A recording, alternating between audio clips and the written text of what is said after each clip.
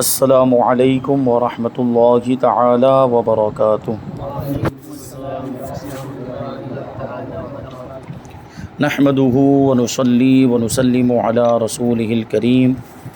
اما بعد فاعوذ بالله من الشیطان الرجیم بسم اللہ الرحمن الرحیم ان اللہ وملائکته یصلون علی النبی یا ایہا الذین آمنوا صلوا علیہ وسلموا تسلیما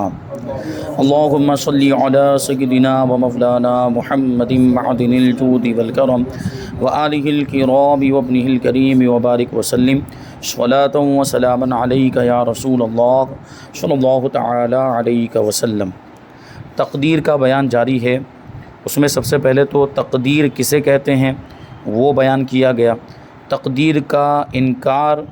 اگر کوئی کرے تو اس کا کیا حکم ہے، اور تقدیر کی قسمیں 3 قسمیں بیان کی گئی: مبرم حقیقی، معلق شبیہ بمبرم اور معلق محض۔ آگے سوال ہے کہ کیا تقدیر کے موافق کام کرنے پر آدمی مجبور ہوتا ہے؟ اس بارے میں کیا عقیدہ رکھنا چاہیے؟ یعنی کیا جیسا اللہ تبارک و تعالیٰ نے لکھ دیا پھر ہمیں مجبوراً ویسا کرنا پڑتا ہے؟ تو اس کا جواب ہے نہیں۔ بندے کو اللہ پاک نے نیکی بدی کرنے پر اختیار دیا ہے، یعنی تقدیر کی وجہ سے آدمی مجبور نہیں ہو جاتا کہ اگر ہماری تقدیر میں گناہ لکھ دیا تو اب ہم کو گناہ کرنا ہی پڑے گا، ایسا نہیں، بلکہ ہم اپنے اختیار سے گناہ کرنے والے تھے، تو وہی تقدیر میں لکھا ہوا ہے۔ تو اللہ تبارک و تعالیٰ نے ہمیں نیکی بدی کے کرنے پر اختیار دیا ہے۔ وہ بندہ یعنی بندے کو اللہ تبارک و تعالیٰ نے اختیار دیا ہے، بندہ اپنے اختیار سے جو کچھ کرتا ہے وہ سب اللہ پاک کے یہاں لکھا ہوا ہے، جیسا کہ پہلے بیان کیا گیا۔ یاد رہے کہ قضا قدر کے مسائل عام عقلوں میں نہیں آ سکتے۔ قضا اور قدر یعنی تقدیر کے مسائل عام عقلوں میں نہیں آتے، عام لوگوں کی سمجھ میں نہیں آ سکتے۔ ان میں زیادہ غور و فکر کرنا یہ سبب ہلاکت ہے، ہلاکت کا سبب ہو سکتا ہے، آدمی گمراہ بھی ہو سکتا ہے۔ صدیق اکبر و فاروق اعظم رضی اللہ عنہما کو اس مسئلے میں بحث کرنے سے منع فرما دیا گیا، تو ہم اور آپ کس گنتی میں؟ وہ تو خلفائے راشدین اولین صحابہ کرام میں سے ہیں۔ صدیق اکبر اور فاروق اعظم، جب ان کو تقدیر کے بارے میں بحث اور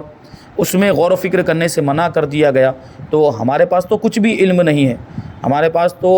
ہماری عقل تو بہت ہی ناقص اور بہت ہی ادھوری ہے۔ ہماری عقل میں تو ظاہری سی بات ہے اور بھی زیادہ تقدیر کے مسائل نہیں آ سکتے، اس لیے ہمیں اس میں زیادہ غور و فکر نہیں کرنا چاہیے۔ تو پھر ہمیں کرنا کیا چاہیے؟ تو فرماتے کہ اتنا سمجھ لیا جائے کہ اللہ پاک نے آدمی کو پتھر اور دیگر جمادات کی طرح بے حس و حرکت پیدا نہیں کیا،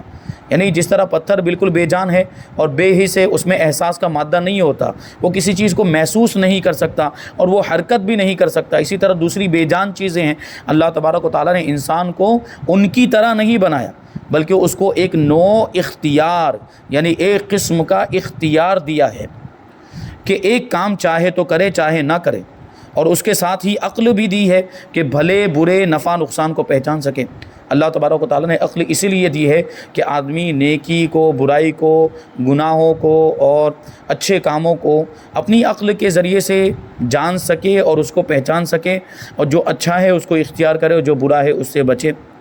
اور ہر قسم کے سامان اور اسباب بھی مہیا کر دیے۔ اللہ تبارک و تعالیٰ نے ساری چیزیں دنیا کے اندر مہیا کر دی، اور ساری چیزوں کے اسباب بھی ہیں کہ اگر ہم نیکی کرنا چاہتے تو نیکی کے بھی ذرائع موجود ہیں، نیکی کے بھی اللہ تبارک و تعالیٰ نے اسباب مہیا فرمائے، اور برائی کرنا چاہتے ہیں تو برائی کے بھی اسباب ہیں،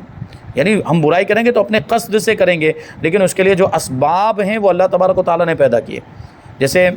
اگر معاذ اللہ کوئی برائی کرنا چاہتا ہے، مثال کے طور پر کوئی بھی گناہ لے لیجیے آپ، تو وہ گناہ ظاہر سی بات ہے ویسے نہیں ہو جاتا، اس کے لیے کچھ نہ کچھ انسان کو کرنا پڑتا ہے، اپنے آپ کو حرکت میں لانا پڑے گا، اپنے اعضاء کو حرکت میں لانا پڑے گا، اور پھر کہیں جانا پڑے گا، اور یا کسی دوسرے انسان کا سہارا لینا پڑے گا۔ تو یہ جتنی بھی چیزیں وہ بیچ میں استعمال کرے گا، اپنے ہاتھوں کو استعمال کرے گا، یا اپنے اعضاء کو استعمال کر رہا ہے، یا کسی انسان کا سہارا لے رہا ہے، یا کسی گاڑی وغیرہ کا سہارا لے کر کہیں پہنچ رہا ہے، تو یہ سارے اسباب ہیں۔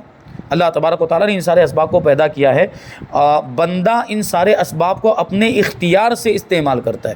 اور پھر وہ گناہ تک پہنچتا ہے تو وہ گنہگار کہلاتا ہے، اور گنہگاروں میں اس کا شمار ہوتا ہے۔ تو یہ چیزیں ہیں۔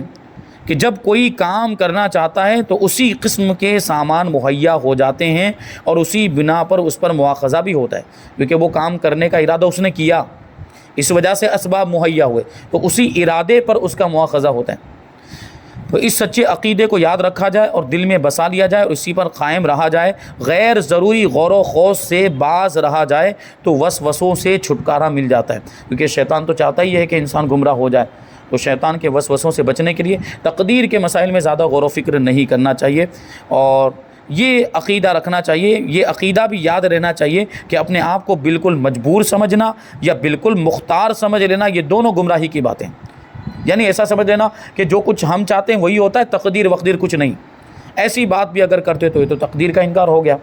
یا یہ کہ تقدیر کو مانتا بھی ہے لیکن کہتا ہے کہ ہم مختار کل ہیں، ہم جو چاہیں وہ کر سکتے ہیں، اللہ تبارک و تعالیٰ کی تقدیر اور اس کے فیصلے کا ہمارے کسی بھی کام میں کوئی دخل نہیں، تو یہ بھی گمراہی ہے۔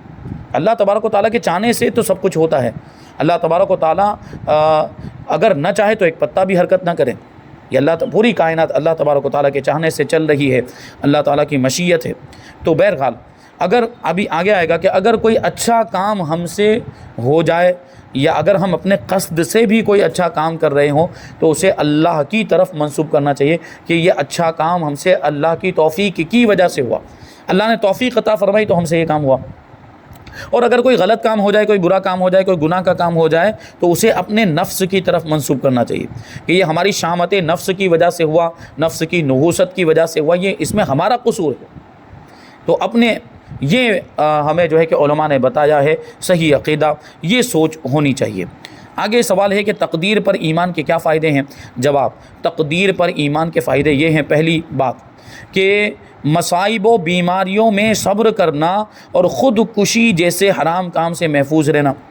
یعنی آدمی کو تقدیر پر بھروسہ ہوگا تو وہ مصیبتوں پر صبر کرے گا، وہ بیماریوں پر بھی اور تکلیفوں پر بھی صبر کرے گا، اور خود کشی جیسا عظیم جرم کبھی نہیں کرے گا، کیونکہ اس کو تقدیر پر ایمان ہے، وہ یہ بات جانتا ہے کہ اللہ تبارک و تعالیٰ ہر چیز پر قادر ہے،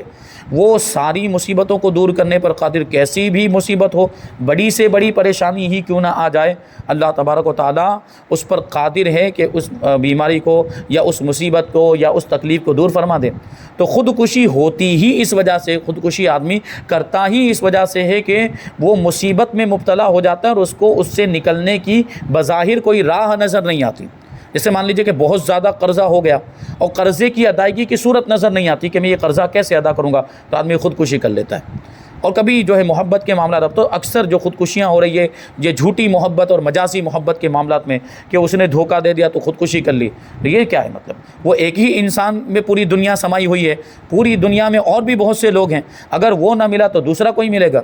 اور یہ محبت کے معاملات تو عجیب و غریب چیزیں ہیں، جہاں محبت ہونی چاہیے وہاں محبت نہیں، اللہ رسول سے، اللہ والوں سے محبت ہونی چاہیے، تو یہ مجازی محبت کے اندر پڑے ہوئے ہیں۔ بہرحال یہ والی جو محبت جو نکاح سے پہلے جو اب آج کل اتنے زیادہ معاملات ہو گئے، اسلام میں اس کی اجازت نہیں ہے۔ محبت ہو تو شادی کے بعد ہو، شادی کے بعد اپنی بیوی سے محبت کریں، اپنے بچوں سے محبت کریں، اور کچھ فطری محبتیں ہوتی ہیں جیسے ماں باپ سے محبت، رشتہ داروں سے محبت، وہ ایک رشتہ ہوتا ہے، اس کی وجہ سے یہ خود بخود اللہ تبارک و تعالیٰ نے فطرت میں رکھا ہے کہ وہ محبت پیدا ہو ہی جاتی ہے، ماں باپ سے فطری طور پر محبت ہوتی ہے۔ تو بہرحال آدمی کو اللہ پر بھروسہ ہو تو وہ کبھی خودکشی نہیں کرے گا، پھر چاہے کتنی بھی بڑی مصیبت کیوں نہ آ جائے، وہ یہی سوچتا رہے کہ میرا پروردگار احکم الحاکمین ہے، اللہ سب سے بڑا ہے۔ اذان میں ہم سنتے رہتے ہیں اللہ اکبر، اللہ سب سے بڑا ہے، اللہ سے بڑا کوئی نہیں ہے، تو وہ مصیبت کو دور کر دے گا۔ تو یہ عقیدہ ہو تو انشاءاللہ پھر وہ مصیبت بھی دور ہو جائے گی، کیونکہ ان ساری چیزوں کا آنا یعنی مصیبتوں کا اور بیماریوں کا آنا تقدیر کے مطابق ہوتا ہے اور آزمائش کے طور پر ہوتا ہے۔ تو آدمی یہ سوچے کہ یہ آزمائش بھی ختم ہو جائے گی، یہ دشواری بھی ختم ہو جائے گی، اور اللہ کا وعدہ ہے کہ دشواری کے بعد آسانی آتی ہے، تو آسانی آئے گی۔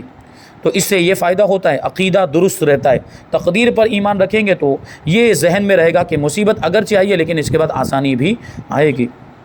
دوسرا فائدہ، اللہ پاک کی تقسیم اور مشیت پر راضی رہنا۔ تقدیر پر ایمان کا مطلب یہ ہے کہ اب بندہ یہ چاہتا ہے کہ اللہ نے جو میری تقدیر میں لکھ دیا ہے، اللہ نے جو میرے لیے فیصلہ کر دیا، میں اس پر راضی ہوں، میں اللہ کی رضا میں راضی ہوں۔ اب اللہ مجھے جس حالت میں رکھے، اب اللہ مجھے چاہے تو نعمت عطا فرمائے، چاہے تو مصیبت میں رکھے، میں اس پر راضی ہوں۔ اللہ چاہے تو مجھے مصیبت میں رکھے، میں اس پر راضی ہوں۔ تو بندے کے اندر یہ چیز بھی پیدا ہوتی ہے، وہ اللہ کی مشیت پر راضی ہوتا ہے، اور یہ بہت بڑی چیز ہے۔ تیسرا فائدہ، انسان ماضی کی محرومیوں پر پرملال، حال کے حالات میں پریشان اور مستقبل سے خوف زدہ نہیں رہتا۔ تقدیر پر ایمان ہونے کی وجہ سے ماضی میں اگر کچھ نقصان ہو گیا، یعنی گزرے ہوئے زمانے میں کوئی فوت ہو گیا یا کوئی کسی چیز سے وہ محروم رہ گیا تھا، یعنی ماضی میں کوئی کام نہیں کر سکا یا ماضی میں وہ کچھ کرنا چاہتا تھا، جو کچھ حاصل کرنا چاہتا تھا وہ حاصل نہیں کر سکا، تو حال میں ابھی فی الحال وہ ماضی کے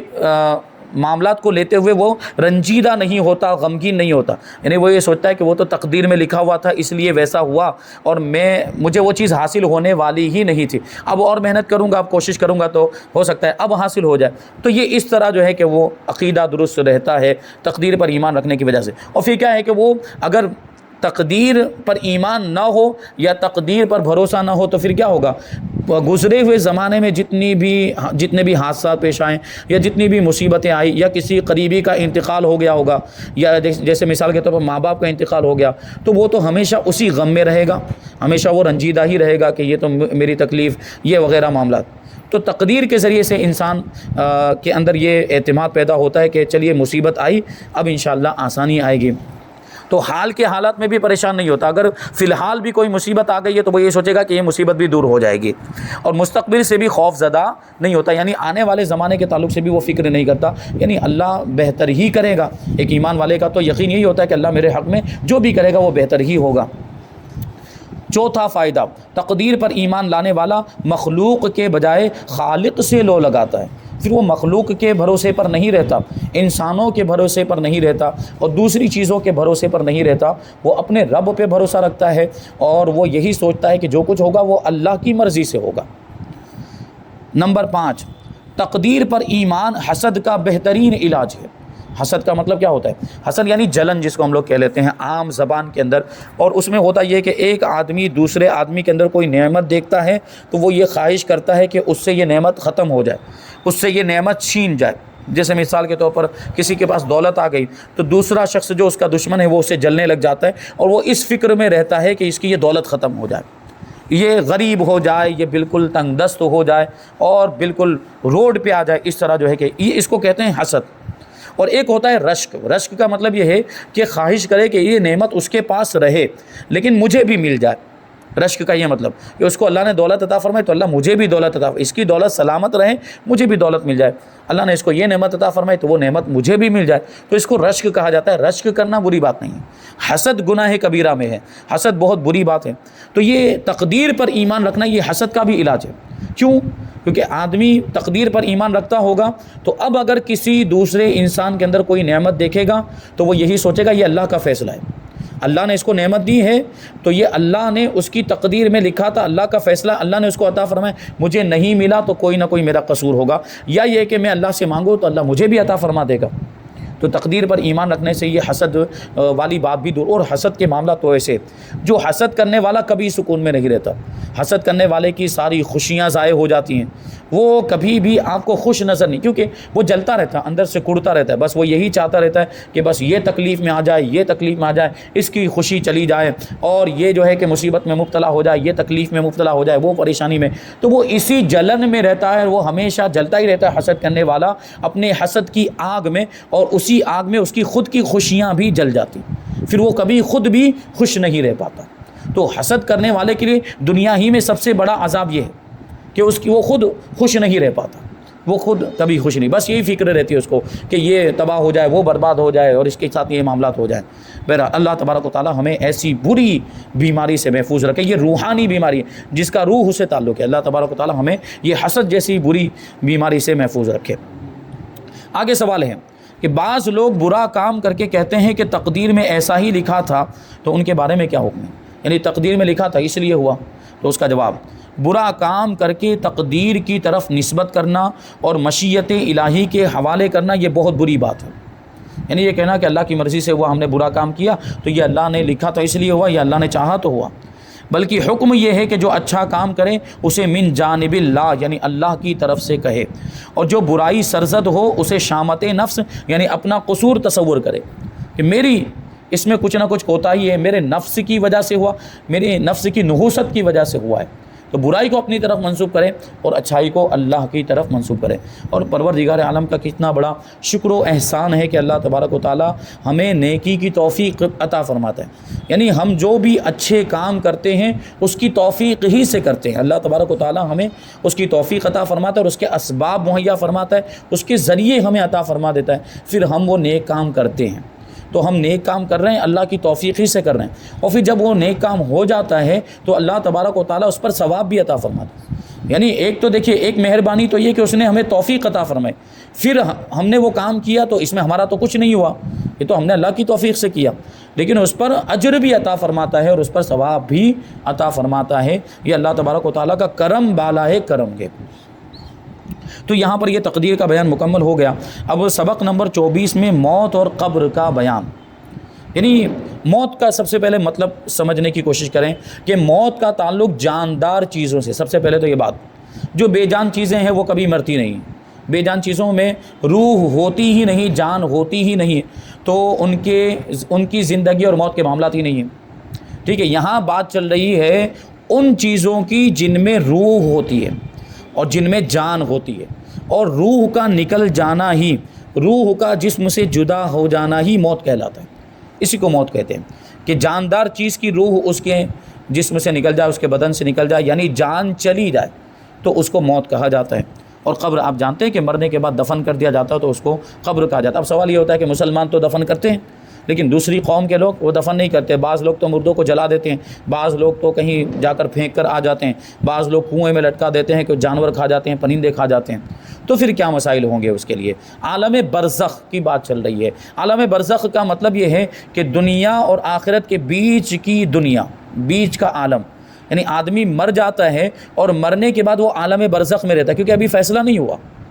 ابھی اعمال کا فیصلہ نہیں ہوا ہے، فیصلہ تو میدان محشر میں ہوگا کہ کس نے نیک کام کیے تھے، کس نے برے کام کیے تھے، وہ سب حساب و کتاب ہوگا، اور جو نیک لوگ ہوں گے وہ جنت میں چلے جائیں گے، جو برے لوگ ہوں گے وہ جہنم میں جائیں گے۔ تو جنت اور جہنم میں کون جائے گا کون نہیں جائے گا یہ فیصلہ تو بعد میں ہونے والا ہے۔ تو یہ اس سے پہلے جو بھی ابھی مرتے جا رہے ہیں، جب سے دنیا بنی ہے تب سے لے کر ابھی تک جتنے بھی لوگ دنیا سے رخصت ہو گئے، جتنے بھی لوگ مر گئے ہیں، انتقال کر گئے، تو وہ کہاں پر ہیں؟ ان کی روحیں کہاں پر ہیں؟ جسم تو ظاہری طور پر فنا ہو چکا ہے، یعنی قبر کے اندر وہ سڑ گیا ہوگا، گل گیا ہوگا، بوسیدہ ہو گیا ہوگا۔ یہ عام انسانوں کی بات کر رہے ہیں، ورنہ اللہ کے ولیوں کا جسم بھی سلامت رہتا ہے۔ محمد کے غلاموں کا کفن میلا نہیں ہوتا، حضور کے غلاموں کا کفن بھی میلا نہیں ہوتا۔ یہ تو دیکھا گیا، کبھی کسی وجہ سے، بارش کی وجہ سے یا کسی اور وجہ سے، زلزلے وغیرہ کی وجہ سے قبریں کھل جاتی ہیں، اللہ کے نیک بندوں کی، اولیاء کرام کی قبر اگر کھل گئی تو دیکھا گیا کہ کفن بھی میلا نہیں ہو، کفن بھی سلامت ہوتا ہے۔ تو جسم مبارک تو بدر جولا سلامت ہوگا، تو جب غلاموں کا جسم سلامت ہے تو ان کے آقا کا جسم سلامت نہیں ہوگا؟ ہمارے نبی حضور پاک صلی اللہ علیہ وسلم، ہمارا تو عقیدہ حضور پاک صلی اللہ علیہ وسلم قبر مبارک میں زندہ ہیں۔ تو یہ چیزیں ہیں۔ تو عالم برزخ، تو عالم برزخ میں مطلب یہ جسم اگرچہ فنا ہو جاتا ہے لیکن روح باقی رہتی ہے، روح جو ہے فنا نہیں ہوتی، روح باقی رہتی ہے، اور یہی روح، اس کا تعلق جسم سے کہیں نہ کہیں باقی رہتا ہے۔ یہ ساری باتیں ابھی اس کو شامل کریں گے، جسم سے روح کا تعلق رہتا ہے۔ اور یہ بات بھی ذہن میں رکھیں کہ جسم اگر سے سڑ گیا ہو، گل گیا ہو، جلا دیا گیا ہو، اور راکھ کو سمندر میں پھینک ہی کیوں نہ دیا گیا، منتشر کر دیا گیا ہو، یا دنیا کے مختلف علاقوں میں جا کر وہ جلی ہوئی راکھ بکھیر دی گئی ہو، تھوڑی یہاں تھوڑی یہاں تھوڑی یہاں ڈال دی گئی ہو، یا جانور کھا گئے ہوں کسی کو، اور ایک جانور نہیں مختلف جانور مل کر کھا گئے ہوں، یا پرندے کھا گئے ہوں، یعنی پرندوں کے جسم کے اندر اب وہ چلا گیا، اس کے گوشت کے ٹکڑے چلے گئے، یا جو بھی جسم کے جو حصے تھے، اجزاء تھے، وہ مختلف پرندوں کے پیٹ میں چلے گئے، اور ان کے پیٹ میں جانے کے بعد گوشت بن، پرندوں کے جسم کا وہ گوشت بن گیا، یا خون میں تبدیل ہو گیا، یا جو ہے کہ گندگی بن کے نکل گیا۔ تو یہ انسان مر گیا یا کوئی جاندار چیز مر گئی اور اس کے اجزاء اس طرح متفرق ہو گئے، لیکن جسم کے اندر اللہ کی قدرت کہ پورے جسم کے اندر ایک حصہ یا کچھ اجزاء ایسے ہوتے ہیں جو کبھی فنا نہیں ہوتے، جو کبھی فنا نہیں ہوتے، وہ باقی رہتے ہیں۔ چاہے اب انسان کو جلا دیا جائے یا اس کو دفن کر دیا جائے یا جانور کھا جائیں یا کچھ بھی ہو جائے، وہ مخصوص اجزاء جسم کے کچھ حصے ہوتے ہیں جو سلامت رہتے ہیں، وہ کبھی فنا نہیں ہوتے۔ اور ڈی این اے کی تحقیق نے اس کو ثابت کر دیا، اللہ کی قدرت کو، کہ ڈی این اے کبھی فنا نہیں ہوتا۔ اور ڈی این اے آپ وہ جلی ہوئی راکھ میں سے بھی نکال سکتے ہیں۔ ڈی این اے یہ ہوتا ہے، وہ فورینسک لیب ہوتا ہے، تو وہ جس کو مردے کو جلا دیا گیا اس کی راکھ کو بھی لے جائیں گے اور اس میں سے بھی وہ ڈی این اے نکالتے ہیں۔ تو وہ ڈی این اے ہی تقریباً وہ چیز ہے جس کے بارے میں ہم بات کر رہے ہیں کہ یہ فنا نہیں ہوتا، اور اسی پر دوبارہ اللہ تبارک و تعالیٰ پورے جسم کو تیار کر دے گا. اور یہ تو آسان ہے اس بات سے کہ اثر نو کسی کو پیدا کیا جائے. یعنی اللہ تبارک و تعالیٰ نے ہم کو جب پہلی مرتبہ پیدا کیا تو ہم تو کچھ بھی نہیں تھے اس وقت، ہم بالکل معدوم تھے، تو اللہ نے ہم کو پیدا کیا. جب ہم کچھ بھی نہیں تھے تو اللہ تبارک و تعالیٰ نے ہم کو پیدا کر دیا. تو ایک بار ہم زندہ ہو چکے، اب فنا ہو گئے ہیں اور ابھی تو اجزاء باقی ہیں، تو ان اجزاء پر دوبارہ جسم بنانا یہ تو اس سے زیادہ آسان ہے. پہلے اثر نو ہمیں وجود بخشنے سے زیادہ آسان یہ ہے کہ دوبارہ زندہ کیا جائے. یہ بعد الموت کی بہت بڑی دلیل، مرنے کے بعد دوبارہ زندہ ہونے کی یہ بہت بڑی دلیل ہے کہ اللہ تبارک و تعالیٰ دوبارہ زندہ کرے گا، کہ وہ پہلے بنانے پر قادر ہے تو دوبارہ زندہ کرنے پر بھی قادر ہے. تو یہ اللہ کی شان ہے. تو وہ انہی اجزاء پر یہ گوشت آ جائے گا، ہڈیاں آ جائیں گی، اور پھر جسم تیار ہو جائے گا. اور جو حضرت اسرافیل علیہ السلام سور پھونکیں گے تو سب اپنی قبروں میں سے نکلیں گے. یعنی پہلی مرتبہ سور پھونکا جائے گا تو جو زندہ ہوں گے وہ مر جائیں گے. اب دوسری مرتبہ سور پھونکا جائے گا تو اب جو پہلے سے مردہ تھے، جو قبروں میں تھے، وہ بھی، اور جو سور پھونکنے کی وجہ سے مرے ہوں گے وہ بھی دوبارہ زندہ ہو جائیں گے، اور میدان محشر میں سب کو پھر جمع کیا جائے گا. تو بہرحال یہ ہے عالم برزخ، یعنی دنیا اور آخرت کے بیچ کا ایک عالم ہے، اس کو عالم برزخ کہا جاتا ہے. تو اس میں ابھی تفصیل ہے، تو انشاءاللہ تبارک و تعالیٰ یہ ہم یہاں سے سوال اور جواب کی روشنی میں یہ پوری معلومات کو ہم آئندہ درس میں شامل کریں گے. اللہ تبارک و تعالیٰ کی بارگاہ میں دعا ہے کہ جو کچھ بھی بیان ہوا اس پر ہم سب کو عمل کرنے کی توفیق عطا فرمائے. وما علینا الا البلاغ. السلام علیکم.